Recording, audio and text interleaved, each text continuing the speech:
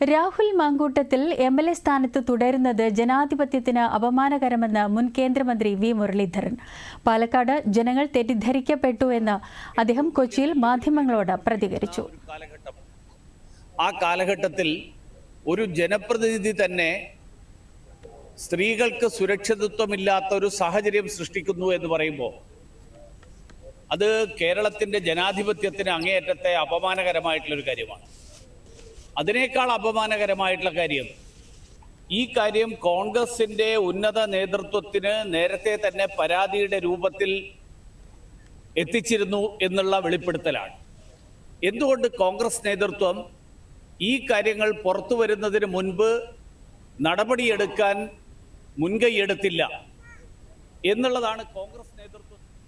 അവസാന നിമിഷം വരെ രാഹുൽ മാങ്കൂട്ടത്തിലിനെ വി.ഡി. സതീശൻ സംരക്ഷിച്ചുവെന്ന് കെ. സുരേന്ദ്രൻ. രാഹുലിന്റെ പ്രവൃത്തികൾ രാഷ്ട്രീയ മര്യാദയ്ക്ക് എതിരെന്നും കെ. സുരേന്ദ്രൻ ആരോപിച്ചു. കേരളത്തിലെ കോൺഗ്രസ് പാർട്ടിയുടെ തലമുതിർന്ന നേതാവും നിയമസഭയിലെ പ്രതിപക്ഷ നേതാവുമായിട്ടുള്ള ശ്രീ വി.ഡി. സതീശന് വർഷങ്ങൾക്ക് മുമ്പ് തന്നെ ഈ പരാതികളെല്ലാം അറിയാം.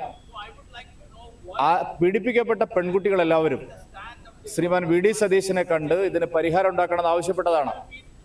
അവസാന നിമിഷം വരെ വി.ഡി. സതീശൻ ഇദ്ദേഹത്തെ സംരക്ഷിക്കുകയായിരുന്നു.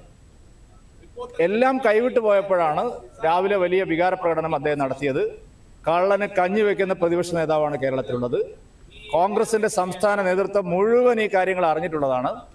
ഗുരുതരമായ കേസാണിത്. നിയമസഭാ സാമാജികനായിട്ട് തുടരാനുള്ള അവകാശം രാഹുൽ മാങ്കൂട്ടത്തിനില്ല. അദ്ദേഹം രാജിവെക്കണം.